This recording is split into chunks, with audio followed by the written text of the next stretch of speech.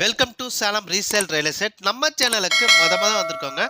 Subscribe பண்ணிக்கங்க. உங்களோட budget தந்தாப்புல வீடுகள், வீட்டு மனைகள், தோட்டங்கள் எல்லாமே நம்ம சேனல் மூலிமா நம்ம விளம்பரம் படுத்துகிறோம். அந்த வீடியோவை பார்த்து டைரெக்டாக அவங்களுக்கே நீங்கள் கால் பண்ணி பேசிக்கலாம்.